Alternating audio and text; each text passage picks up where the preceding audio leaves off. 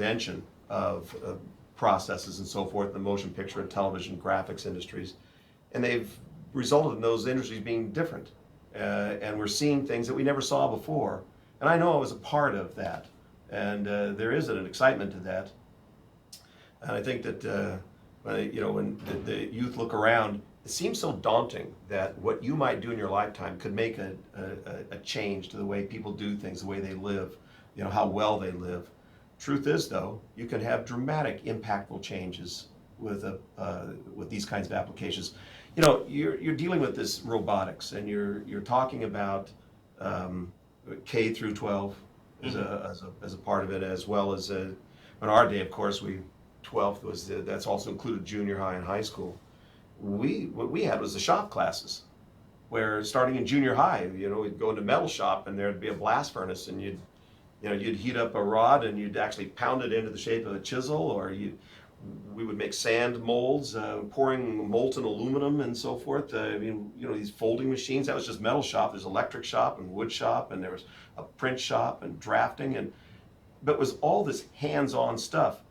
And it gives that can-do attitude. It was an important thing to have. Nowadays, most of the schools have gotten rid of the shop classes, and it's programs like what you're talking about. This robotics, for example. You're getting back into that sort of hands-on, practical kind of experience. It's kind of the rebirth of the shop class in a way, isn't it? Yeah, I guess so. 21st, I never thought of it like that. Never thought of it that way. You're right. 21st century shop. And it's really important, because I think the kids that don't get that hands-on experience, where basically they're just taught theory, math, the rest of it, they kind of get turned off, and all they really look to do in their lives is try and get a job someplace. Whereas those kids, it was interesting. You remember John Ratzenberger? He was played the postman on the TV show Cheers. Okay. He had a show after that. Where he had this motorhome, and he traveled all over the country visiting cities, and he would go in and he'd find out what makes a city tick, what's the industry that makes it work. And I was watching him being interviewed on Jay Leno's show, and Jay asked him, he said, well, what was the common denominator when you talked to all these CEOs and so forth? And he said, the common denominator, which is a surprise to me, was that almost all of them were the shop kids. They when they were in school, they were the kids that were in the shops. They weren't the academics that went on to college and so forth. These are the guys that started all the businesses. This is because there was something about that can-do, hands-on attitude that that got them started early, in enterprise, as opposed to being an academic. And I thought that was fascinating, and I can see that what this represents is kind of a return to those values. Just listening to what you just said and listening to your speech, the thought just hit me.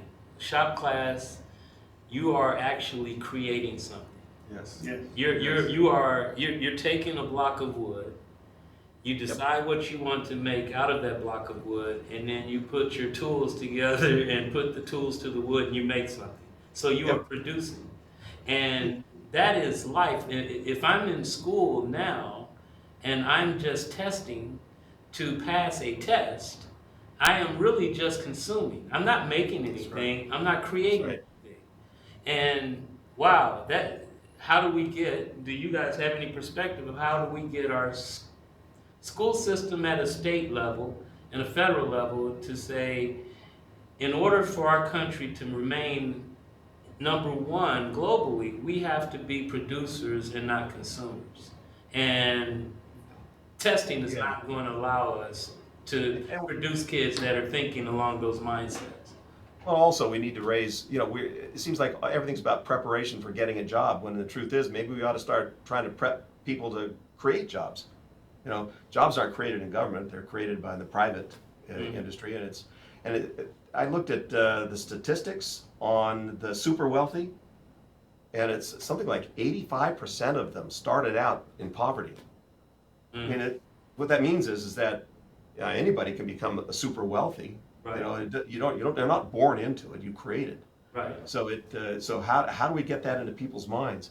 When you talk about taking a block of wood and so forth, when I look at shop, I see that as, you always want to feel efficacious, worthy of living.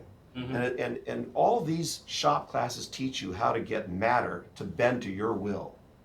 right? So that you can make it about something and you can actually affect the real world to conform to your will in some way, shape, or form. Well, what do you do with all these kids that aren't taught electronics, not taught auto mechanics, not taught metallurgy, they're not taught anything about plumbing or woodworking or any of these kinds of things? And it's, how do they go about gaining that confidence that they're worthy of living, that they're efficacious enough to get by in the real world? I mean, that's, I hate to say this, but I think a lot of these guys that feel this need end up going into, I don't know, law, politics, where they get other men to bend to their will.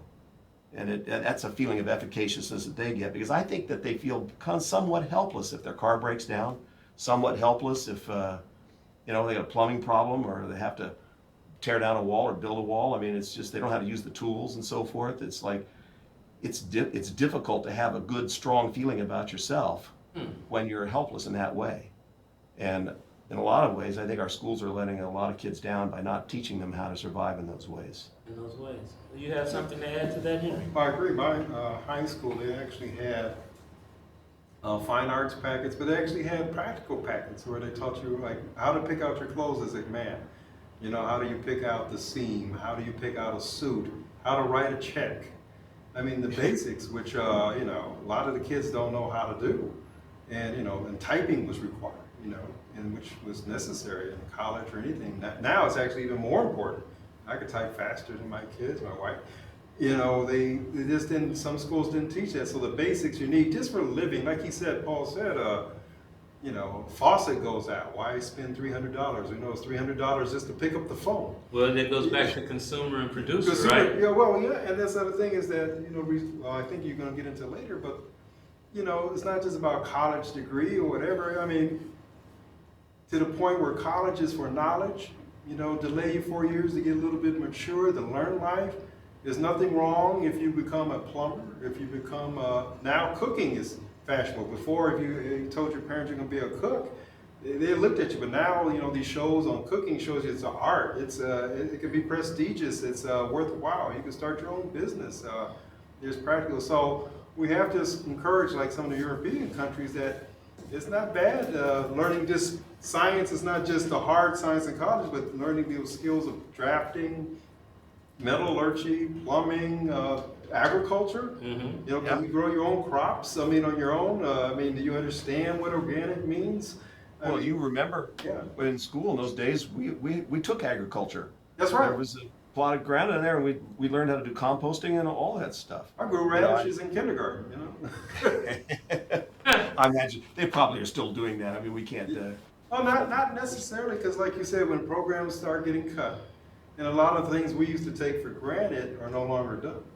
And so, and by rights, they should cut, political science and sociology and citizenship and these kinds of subjects that are there to make us good citizens. But in fact, we might be better served to have us be good at something, actually doing something, creating something, or we can create a good or a service that contributes to the world. You might be better off focusing on that and dropping these other things. So let me ask you this. I'm just going to read through these core values, and just on your point, to dovetail off of the point you just made. So robotics is not the ends, it's the means, right? We want to teach these kids the soft skills that allow them to be employable, be able to get a job, be innovators. And so I'm going to read these core values and tell me if they line up with what you just said, that the courses that we could cut, the citizenship type of courses. We are a team. We do the work. Our coaches and mentors help us learn, but we find the answers ourselves. These are the kids talking. We share our experiences and discoveries with others. We are helpful, kind, and show respect when we work, play, and share. We call this gracious professionalism. Gracious professionalism is just really good, smart people doing really good, smart things. We are all winners, and we have fun. And my kids will tell you we have constructive fun. Because there's fun that can be non-constructive and there's fun that can be constructive. Now, do you think that if you have kids doing hands-on stuff like robotics and they adhere to these core values, that works for those courses that you say that we could probably cut out? Are you getting those? Would you get those if you followed these core values?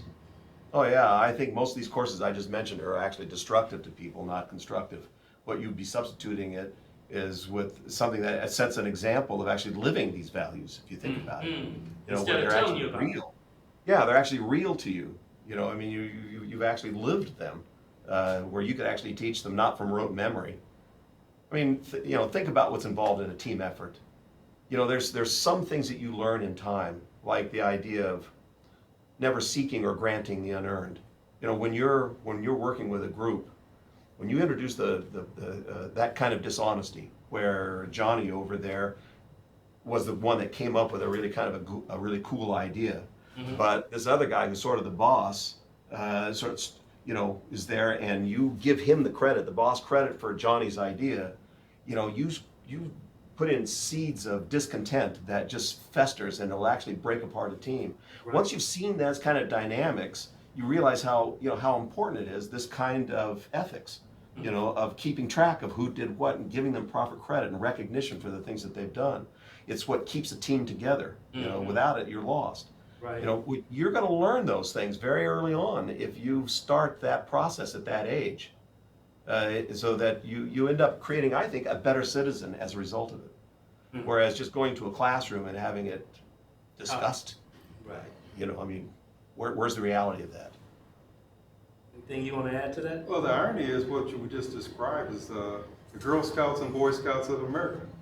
And you know, my son's been involved in the Boy Scouts, and actually all of these things of ethics and all these things about work and hands-on and citizenship is exactly, you know, graciousness, professional, exactly what the Boy Scout code is, and exactly what they do when they go out camping. Learn how to cook, learn how to make shelter, learn how to make fire, learn how to work with each other. You know, you put those boys out there and say, we're not going to cook for you. Here's your cooking equipment. You guys work it out. We're, you know, as you get older, get to the point we're not. They're supposed to lead the meetings. They're supposed to make the decisions. They're supposed to treat everybody with respect. So essentially everything you taught there, including the hands-on, the derby. Remember the Boy Scouts when they used to have the derby? To build your car yourself and not just let dad do it and build it. You may lose. My son used to lose, but I said, but you put it together yourself. Be proud of that, you know, and you applaud the people who are successful. At least it finished the race, right? Exactly. Now, what you hear in some of the corporate America might have been the 80s that, oh, we were wrong in telling everybody are winners. Now, I don't agree that you give everybody A's and you don't give F's. You know, some of the places they don't even give lower grades because they kind of take it to the other extreme. You also have to learn how to fail and learn how to deal with that. Not allowing them to fail doesn't do them any service. Right. And so you want them to be independent, but you have to learn you're going to fail sometimes. It's not going to, everybody's not going to give you a free pass, and you're going to have to take responsibility and deal with it. Well, dealing with, dovetailing off of what you just said, tell me, you failed one, maybe a few times in your life. I know I failed several times, and I know what it's done for me, but I'd like to hear, what has failure done for you? You know, they say that every successful business